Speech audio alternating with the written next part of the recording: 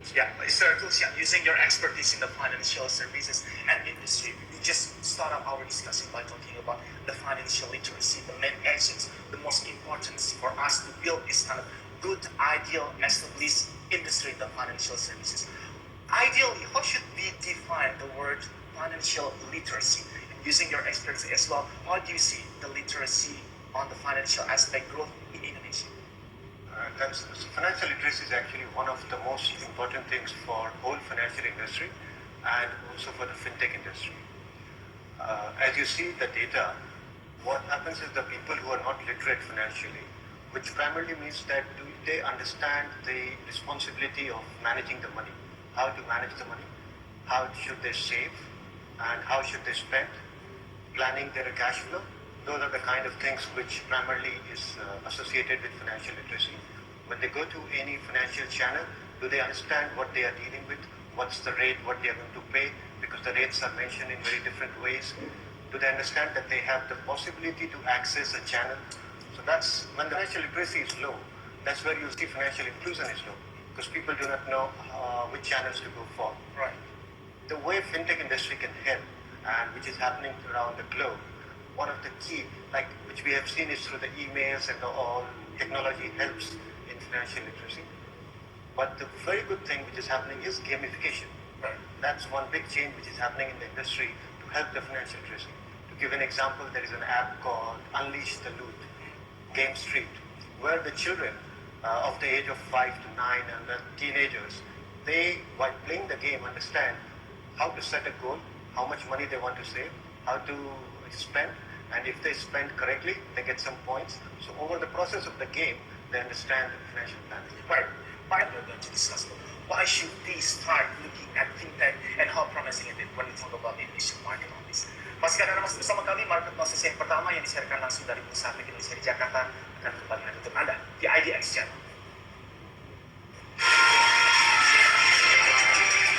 I would like to ask you, Mr. Vishal Tulsian, in the earlier segment, Mr. Pasaki already mentioned about the obstacles and the challenges we face when we talk about growing up the financing, the financial industry and the financial services industry as well. How do you see this? Obstacles versus challenges, which one do you see from Indonesia? How confident are you that soon we can grow this industry in more sophisticated way? So, before getting into that, just a very brief definition of the fintech. Yeah. There are two different roles fintech plays based on the countries. It's a developed country or a developing economy.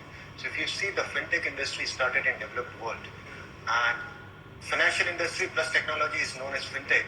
But if you say all the banks and the financial institutions had adopted technology much long back. So they were adopted CRM and all long back. So what is the difference? The difference is the way it is delivered. So if in one word you have to define fintech, it's the redesigning of the financial services delivered in a redesigned way. That's fintech. And that's mostly applicable for the developed world. But if you look at the developing economy like India, Indonesia and all, then the role of fintech is different because the basic financial services and products needs to be delivered by fintech. For an example, the basic product like lending, financial inclusion, right, payment services, these are the roles which fintech needs to play in this part of the world. Whereas if you will look at the US, UK and Europe, over there, the role which they need to provide is change in the experience. Same product, but change in the experience in redesigning the product. Yeah, since everything is started using your word from the developed market, developed world, how can we find the relevance? How can we create at least a similar demand in our market? Since you should see it using different approaches, I believe. Right. So the demand is huge already. If you see the financial inclusion demand, that's huge in Indonesia. Right? The number of banking population is not that high. It's around 36%.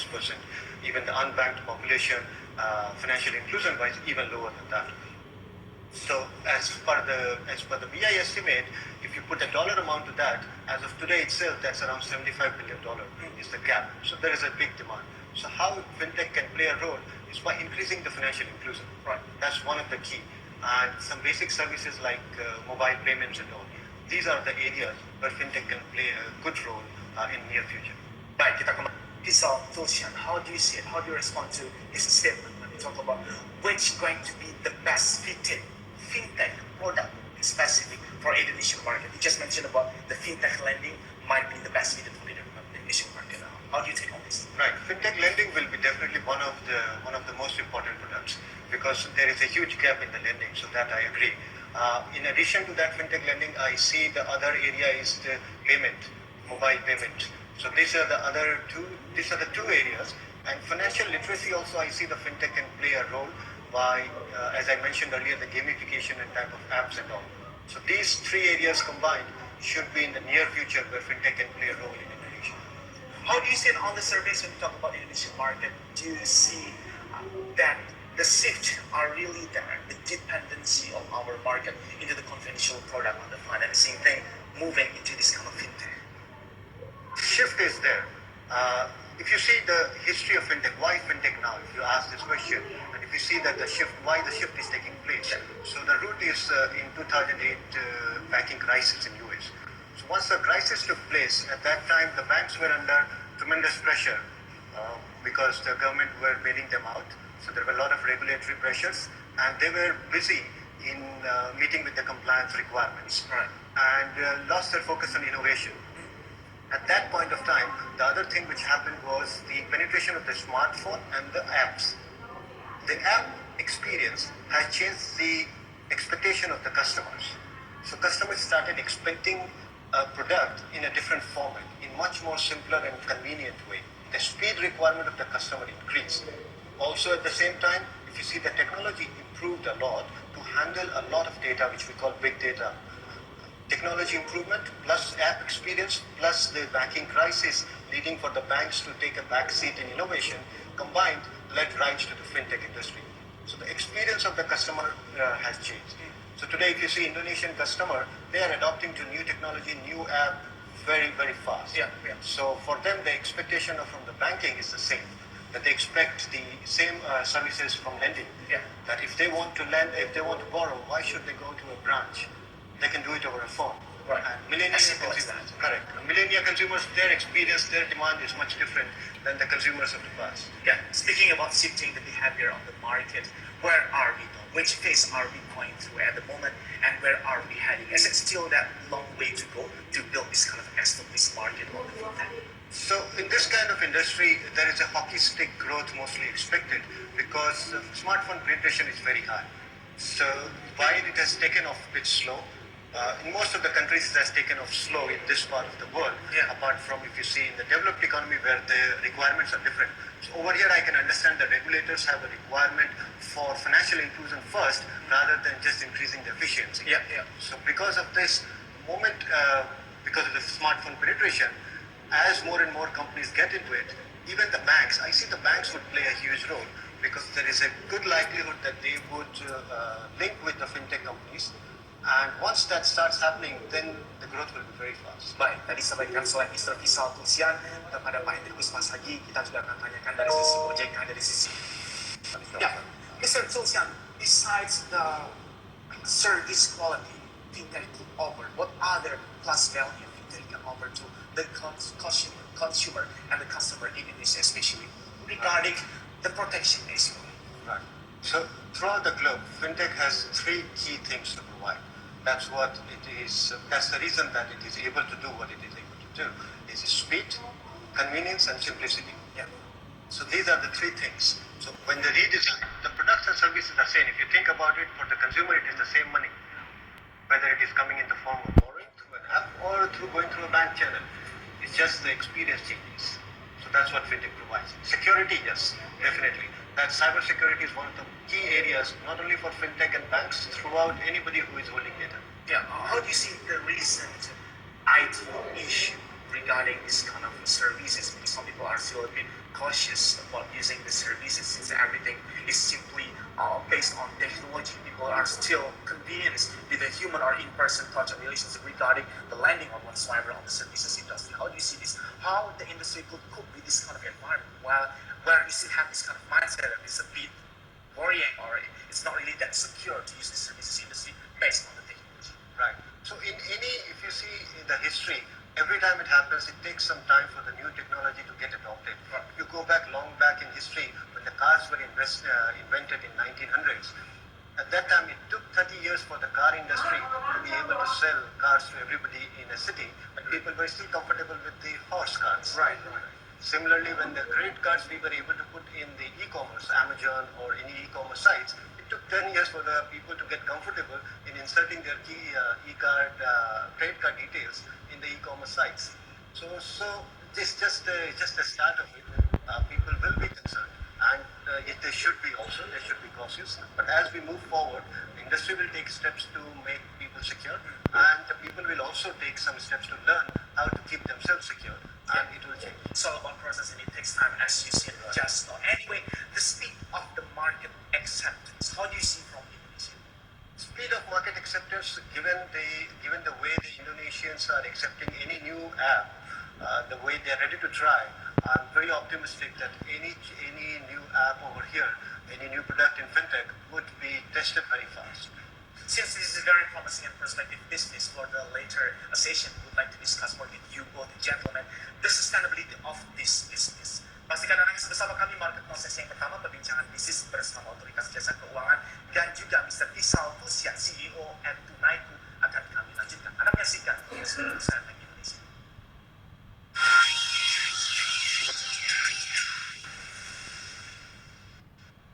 To our viewers about the internet and mobile services user initial.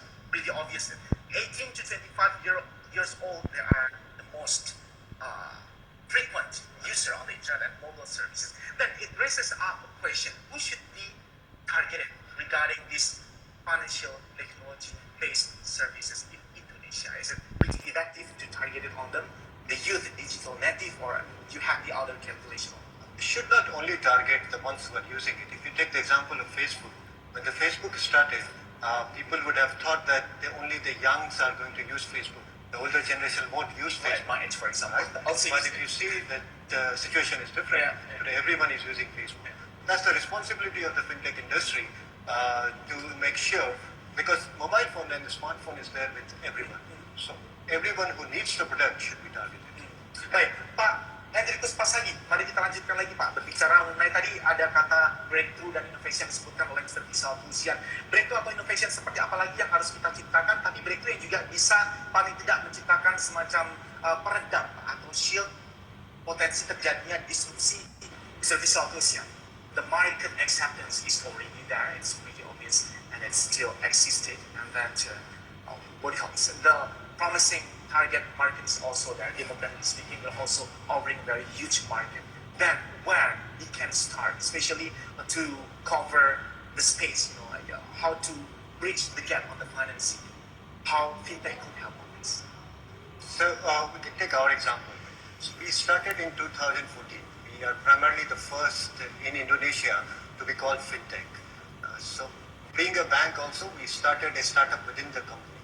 So Tunaiku is a startup which is lending to the consumers, low end up to the 10 million rupiah.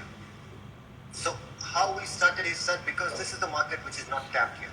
This is one example which can be taken, that there is a huge market. We don't have to go after the same market which is being served. In SME there is a market, in consumer lending there is a big market. So the fintech companies could start anywhere, the market is that big. Right. Ya. Pastikan Anda masih bersama kami akan segera kembali untuk Anda perbincangan bisnis bersama CEO at Tunaiku, Mr. Vishal Tulsian dan juga Bapak Hendrikus Pasagi. Beliau ini adalah Ketua Subtim Fintech 30 di Tim Pengembangan Inovasi Digital Ekonomi dan Keuangan Otoritas Jasa Keuangan. IDX yang akan kembali itu.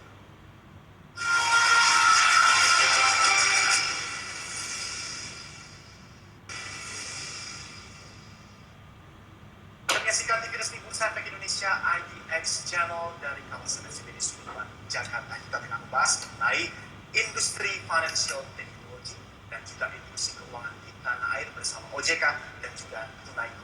Pemirsa, dari ratusan juta populasi Indonesia, hanya 19% saja yang memiliki akses terhadap perbankan.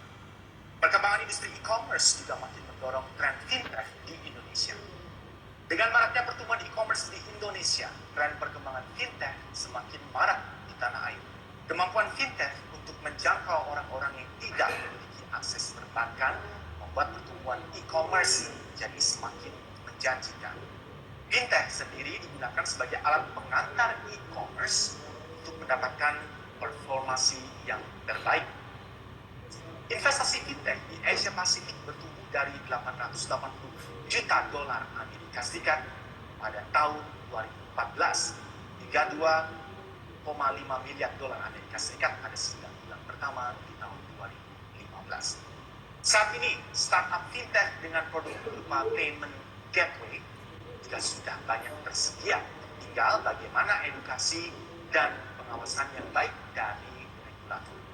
Startup fintech di antaranya yang ada di Indonesia. Tunaiku dari Bank Aman, kemudian ada Veritrans, Doku, Cek Aja, ada Ngatur Duit, Uang Teman, dan masih banyak lagi.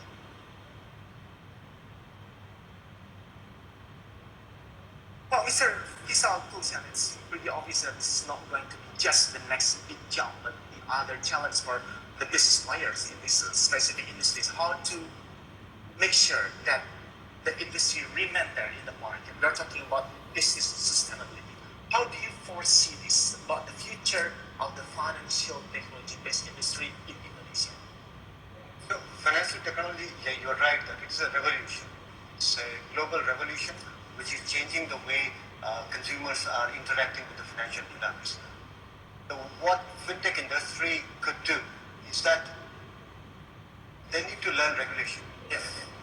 Because this industry will be regulated, banking. So once a fintech company is small, they may not be regulated, but as they grow big, they would be regulated throughout the globe.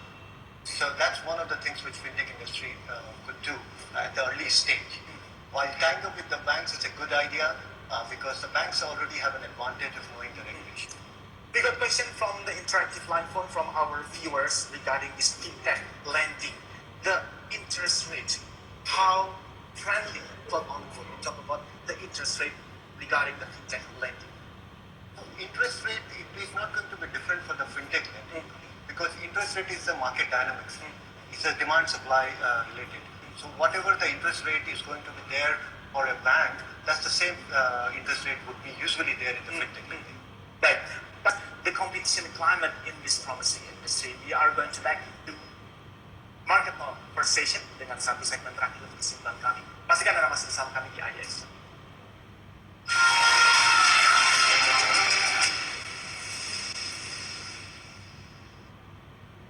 Akhir dari market proses yang pertama, Top Stock masih bersama Mr. Vishal Tulsian, Direktur Bisnis dari PT Bank Aman Indonesia, dan juga CEO Tunaiku, dan juga Bapak Hendrikus Pasagi, Ketua Subtim Fintech 3.0 di tim pengembangan inovasi digital ekonomi dan keuangan dari Otoritas Jasa Keuangan. Since the gentleman already mentioned about the fierce competition climate we might face in this specific industry, how do you prepare yourself? Especially you have the product Tunaiku under Bank Aman. How do you see the competition climate?